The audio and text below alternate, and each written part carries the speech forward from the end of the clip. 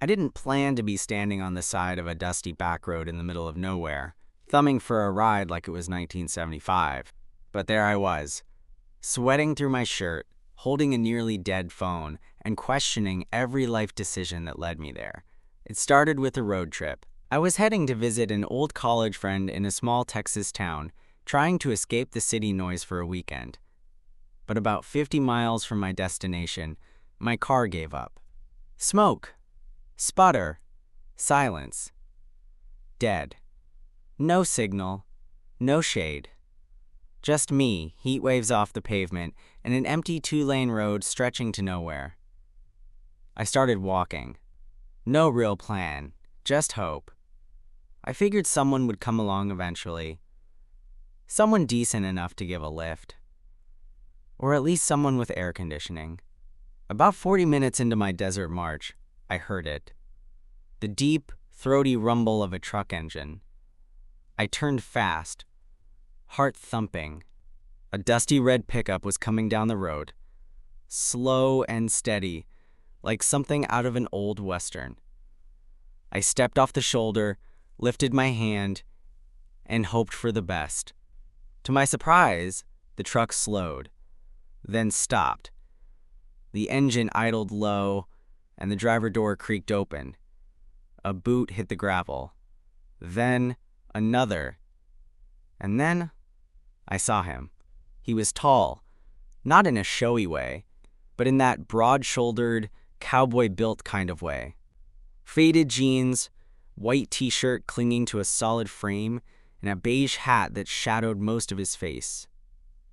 When he looked up, I saw eyes like clear water. Calm, curious. "You broken down? Or just enjoy walking in the heat?" he asked, voice thick, with that easy drawl people in movies try to imitate and never quite get right. "Car died," I said. "Couple miles back. I was hoping to make it to town before I melted." He gave a slow nod, looked me over once, then jerked his head toward the truck. "Hop in, I'm heading that way." There was a half second where I hesitated. I didn't know this man, but something about him felt solid. Not friendly exactly, but not threatening either. Just a quiet guy, doing something decent. So I climbed in. The truck smelled like leather and sun-baked dust. There was a country radio station playing low, the kind that sounded more like someone talking than singing. I shut the door, and we pulled back onto the road. "Name's Jesse," he said after a minute. "Dylan." He nodded again. That was it. No small talk, no questions.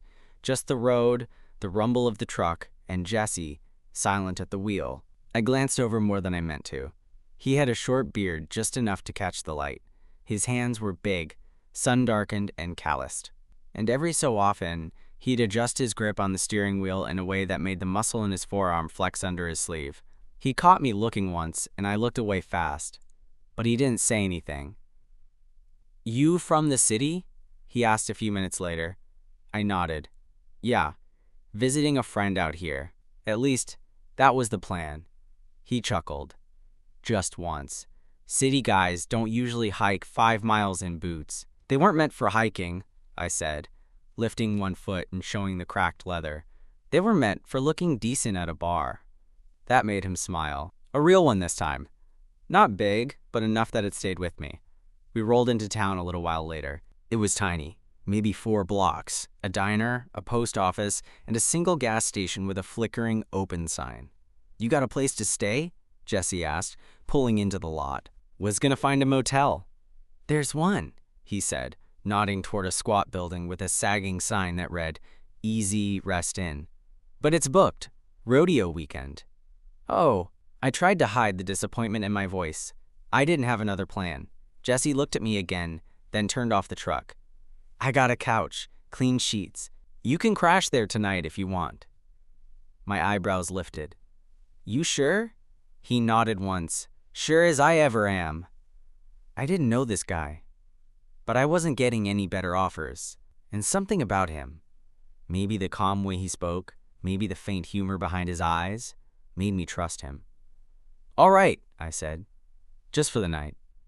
He didn't say anything, just started the truck again and pulled back onto the road. At that point, I figured it was just going to be a couch, a cold beer, maybe some small talk if he was feeling generous. What I didn't expect was what happened after midnight. Jesse's place was about 10 minutes out of town, tucked behind a line of sycamore trees that looked like they'd been there forever. The house was small, ranch style, with a wraparound porch and chipped white paint that somehow made it more charming than run down. It sat on a wide plot of land, with open fields stretching in every direction. "Place used to belong to my granddad," he said, unlocking the front door. "I keep it going, barely." Inside, it was cool and smelled like cedar, old books, and something like sage. The living room had a big leather couch, a stone fireplace, and an old TV that looked like it had been around since Y2K. A pair of boots sat by the door, and a cowboy hat hung on a rack next to a set of worn jackets. It was sparse but clean, lived in. Comfortable. Jesse nodded toward the couch. "You can have that. Sheets and blanket are in the linen closet down the hall. Bathroom's first door on the left." I dropped my bag by the armrest and glanced around. "Thanks again. You really didn't have to stop." "I know," he said simply, "but I did." Then he walked off toward the kitchen without another word. I heard the fridge open, the crack of a beer bottle, and then he reappeared, holding two. He tossed me one. "You drink?" I caught it. "After today? Hell yeah." We sat on the porch, beers in hand, watching the sun drop below the fields. The sky turned every color you could think of.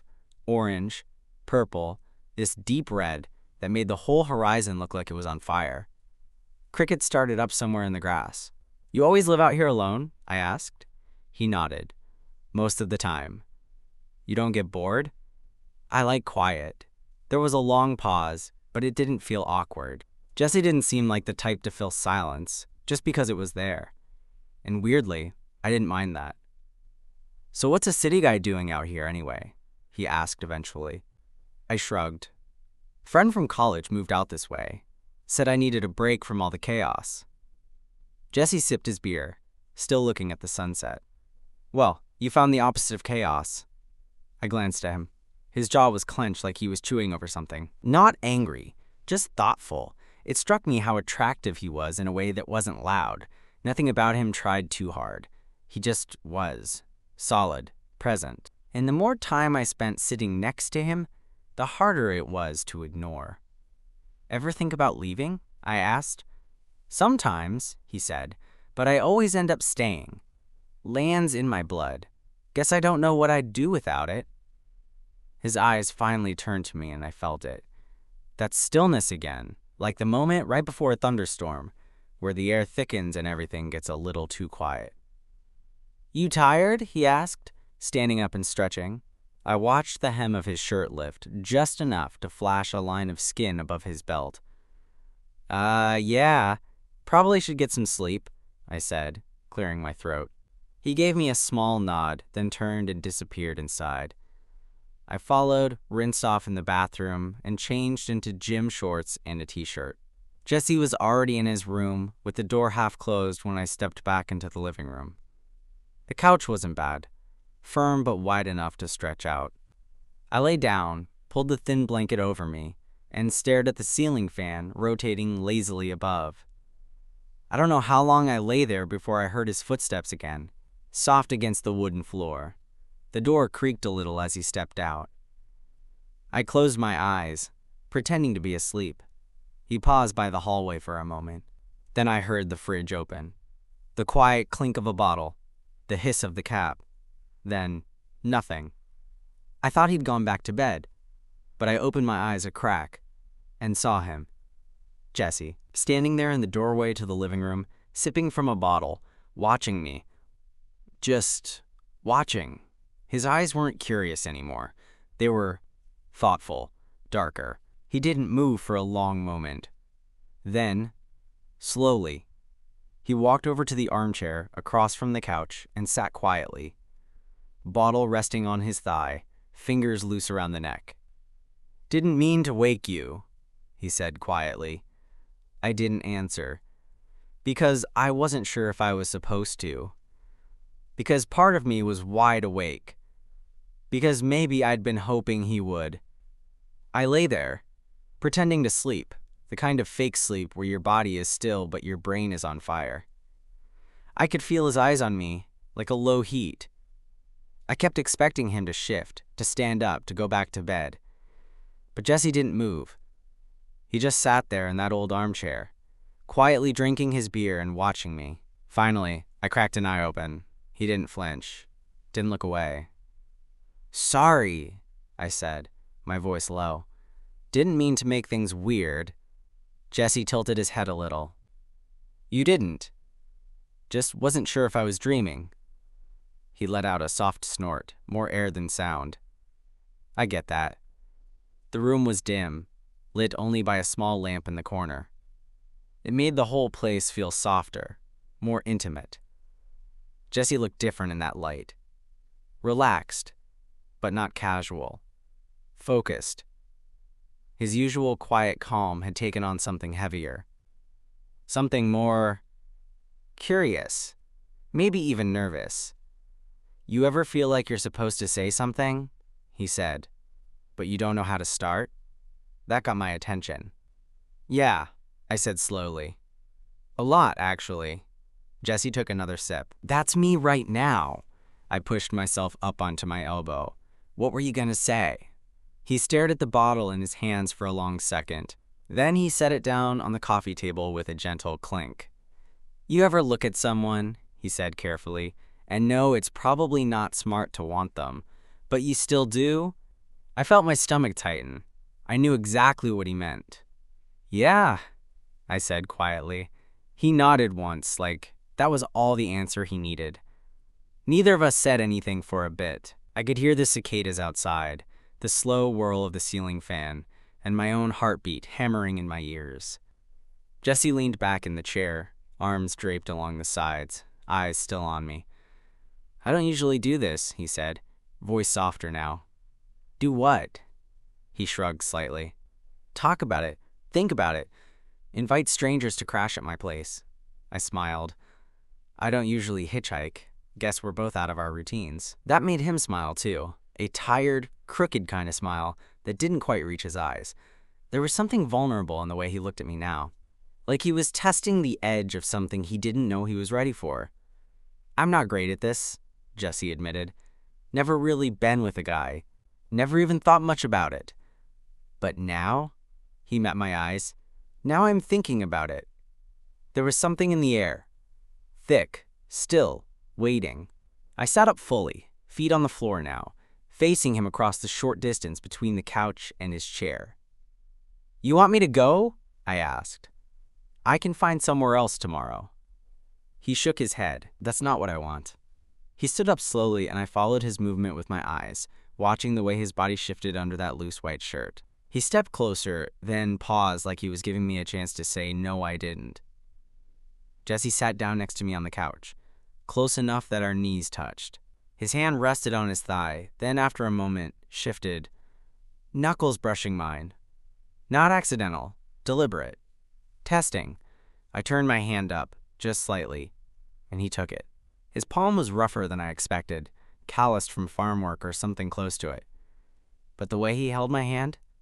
Careful, gentle. "Don't know what I'm doing," he murmured. "You don't have to."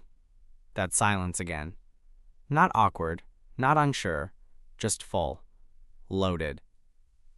"Dylan," he said quietly. "This okay?" "Yeah," I breathed. And then he leaned in, slow, cautious, his forehead brushing mine before he pressed his lips to mine. It wasn't fireworks.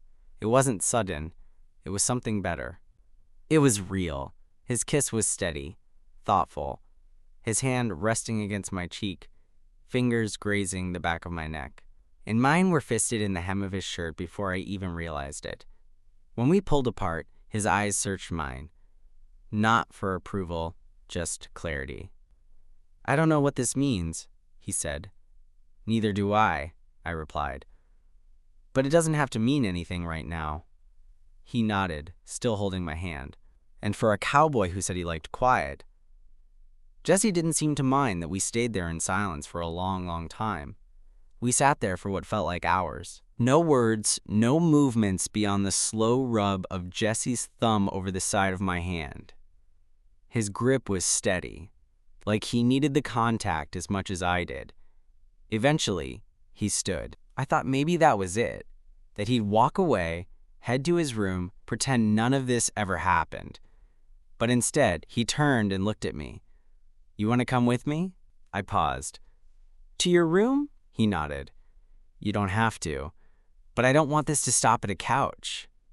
The way he said it, quiet, almost cautious. There was no pressure, just a truth laid bare, a line drawn in the dirt. I stood. He didn't smile or smirk. He just stepped back, gave me space to walk past him, and then followed me down the hallway. His bedroom was simple. Wood floors, a wide window cracked open to let in the night air, a quilt folded at the foot of the bed. Nothing dramatic, just lived in. Jesse closed the door behind him. Not all the way, just enough. "I'm not looking for a story," he said, voice low. "I'm not looking to be anyone else. Just trying to figure out what this is. With you."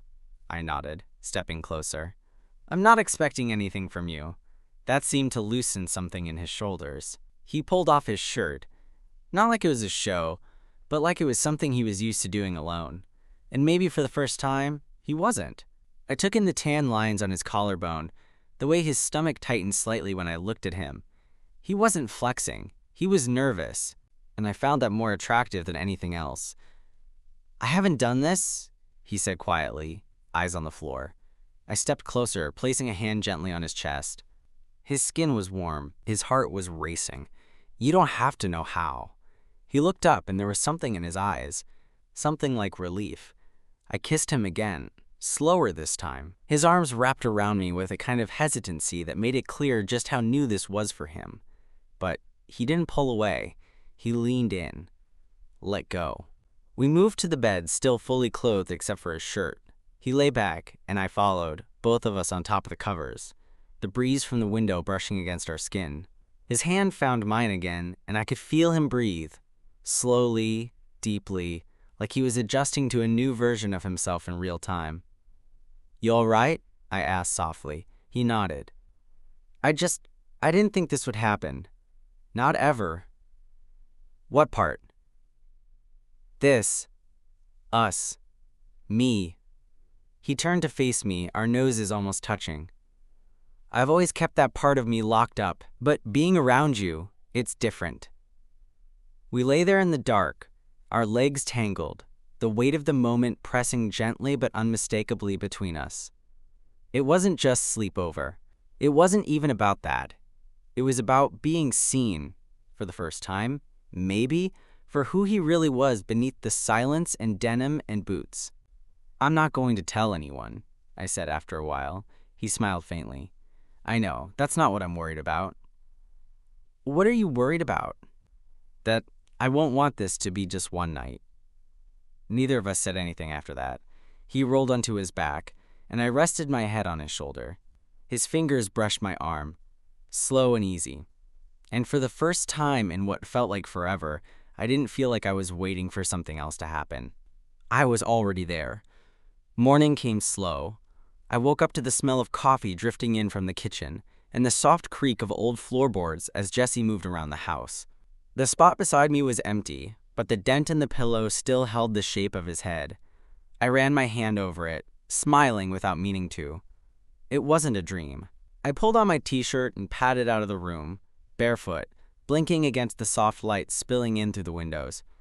Jesse stood at the stove, flipping something in a pan. Shirtless, jeans hanging low on his hips, hair still messy from sleep. He glanced over his shoulder when he heard me. "Mornin'. Hey, you sleep all right?" I nodded, still watching him. "Better than I expected." He grinned faintly. "Guess the couch would have been a downgrade."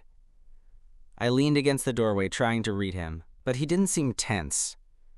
If anything, he looked lighter, like something in him had settled overnight. He slid 2 eggs onto a plate and handed it to me with a fork. "Don't get too excited," he said. "I'm a simple man. No avocado toast or oat milk lattes out here. This'll do, I said, grinning. We ate at the kitchen table, the window open beside us, the sounds of birds and distant wind playing in the background, like some slow country soundtrack. There was no awkwardness. Just a quiet calm that felt natural. So, I said eventually, what happens now? Jesse wiped his mouth with the back of his hand and looked out the window. I don't know, he admitted. I've been thinking about that since about 3 a.m. I didn't mean to mess with your head. He looked back at me. You didn't. I did that all on my own. He pushed his plate aside, leaning forward.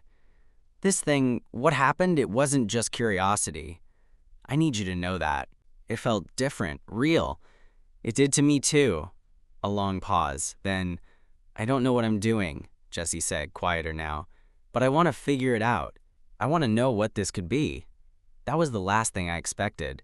A man like him, built from land and sweat and quiet, laying it out like that.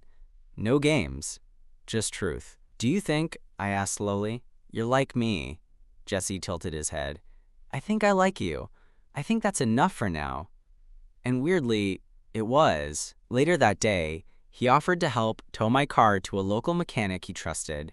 It was half an hour outside town, and we drove in comfortable silence, country radio playing low again, our elbows brushing every so often on the bench seat. When we got to the garage, the guy behind the desk barely looked up as Jesse explained the issue. They spoke in that small-town shorthand I didn't quite understand, names and history and trust all folded into the space between words.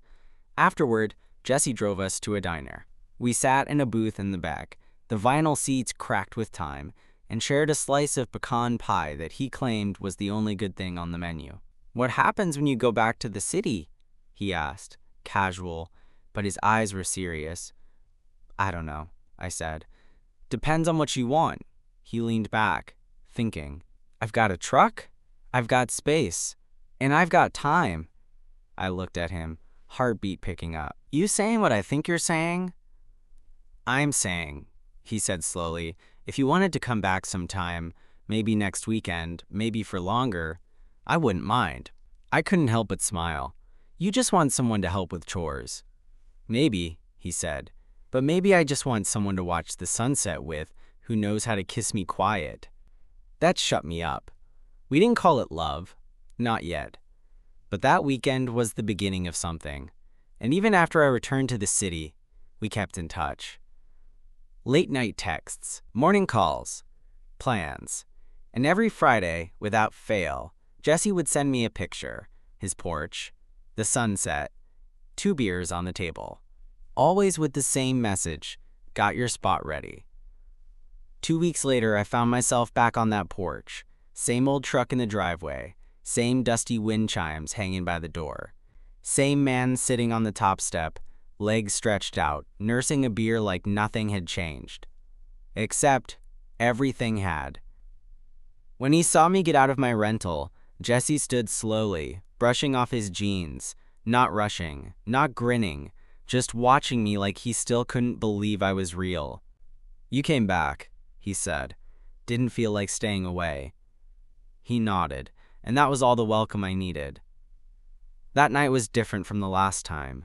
No tension, no uncertain glances across the room. We knew what we were walking into now, and that made everything feel easier. More real. I unpacked in the same little guest room, but I didn't sleep there. We both knew I wouldn't. We lay in his bed again, the window open, night sounds drifting in, and Jesse's arm wrapped across my chest like it had always been there. Like I belonged in that bed. Like he didn't care about labels or definitions, just presence. You tell anyone? He asked, somewhere around midnight. Not yet. Me neither. We were quiet again. But I've been thinking about it, he added. Not hiding, just figuring out how to live it. I shifted, turning toward him. And what does that look like? Looks like me still fixing fences, and you still drinking your weird city coffee. Looks like weekends with you, maybe more. Looks like no more pretending I'm someone I'm not. He leaned in then, resting his forehead against mine. I don't want to go backward. You're not, I whispered. You're just going forward slower." He kissed me again. Slower this time. And deeper. We spent the weekend like we had all the time in the world. Jesse took me out to check on his cattle. Well, the 3 cows he had that mostly stood around and stared like they were judging us. He showed me the work shed he'd been fixing up for leatherworking projects, though he admitted most of his tools were just for show. We grilled out, sat under the stars, talked about everything and nothing. At one point I asked, "You ever thought about leaving here? Like, for good?" He paused, looked out at the fields, then back at me. "Used to. Not lately." "Because of me?" He didn't answer right away, just reached for my hand. "You make this place feel bigger." I stayed another night. And another. On the 3rd morning, I called work and asked for a few extra days off. My boss didn't even pretend to hide his amusement. "You're not calling from a hotel, are you?" "Not exactly," I said, glancing at Jesse in the kitchen, shirtless and pouring coffee like a husband in some quiet domestic fantasy. One hadn't realized I'd wanted until now. When I hung up, Jesse raised an eyebrow. "That your job?" "Yeah. Gave me a few more days." He slid my mug across the counter. "Good. I was about to sabotage your tires." I laughed. "You could have just asked me to stay longer." "I'm trying not to spook you, city boy." But he wasn't fooling anyone. There was a softness under all his quiet confidence. A man learning how to hold something precious for the first time. By the time I did leave, on day 6, I wasn't sad. Because we had a plan now. Because we weren't guessing anymore, we had started something. And neither of us was ready to let it go. The next few months passed like chapters in a book we didn't know we were writing. We didn't rush it. I still lived in the city, worked my job, went out with friends. Jesse stayed in the countryside, mending fences, making small talk at the feed store, and sending me photos of sunsets that all started to look like postcards once he was in them. But every other weekend, I'd be back on that porch. Sometimes I'd drive, sometimes I'd take the bus, and he'd pick me up, leaning against his truck like something out of a damn Levi's ad. And every time I saw him again, it felt new. Familiar, but different, like something solid was slowly taking shape between us. We kept it simple, no labels. No big announcements, just a couple of guys sharing something quiet and real. It wasn't until late October, when the mornings started turning cold and Jesse started leaving a second coffee mug out without asking, that something shifted. That morning, I stood at the counter in one of his flannels, sipping the coffee he'd made just the way I liked it. He was outside splitting wood. I watched through the window for a minute, not saying anything, just watching the rhythm of him, the easy grace in the way he moved. Like the land wasn't just something he lived on, but something he was part of. When he came in, wiping sweat from his brow, I said, "You ever think about what it'd be like if I just stayed?" He looked at me, eyes steady. "I think about it all the time. Would it work?" I asked. "Me here, you here, both of us figuring it out?" "I think," he said slowly, "that if we both want it bad enough, yeah, it would." And just like that, the future stopped being a question. It became something we could plan around. Something real. I didn't move in overnight. I still kept my apartment, still kept working. But more and more, I found myself drawn back to that little ranch house. To the mornings where we sat on the porch and didn't talk. To the nights where he'd fall asleep with his hand resting on my stomach, like he needed to know I was there. We never made it a big deal, never posted anything, never told many people. But little by little, our worlds started overlapping. His friends got used to seeing me around. My coworkers stopped asking where I disappeared to every other Friday. Even the lady at the gas station started calling me, "That boy Jesse's always waiting on." One night, just before winter really hit, I stood with him outside under a sky full of stars, both of us wrapped in jackets, hands buried in pockets, breath visible in the cold air. He bumped his shoulder into mine. "You know," he said, "you showing up on that road might have been the best thing to happen to me in a long damn time." I could say the same. He paused, then added, "I used to think people like me didn't get this." "What do you mean?" "Guys like me, Grew up around silence. Around man up and leave it be. Around a whole lot of don'ts. I didn't think there was space for this kind of thing in my life. I reached over, took his hand. There's space. You made it. He squeezed my hand back. No big speech. No dramatic music. Just us. Standing under the stars, holding on. And maybe that's what love is. Not fireworks or grand gestures, but someone pulling over when no one else would. A quiet porch. 2 coffee mugs. A man who never thought he'd have this, learning how to keep it without letting go of who he is. So yeah, I was hitchhiking alone that day.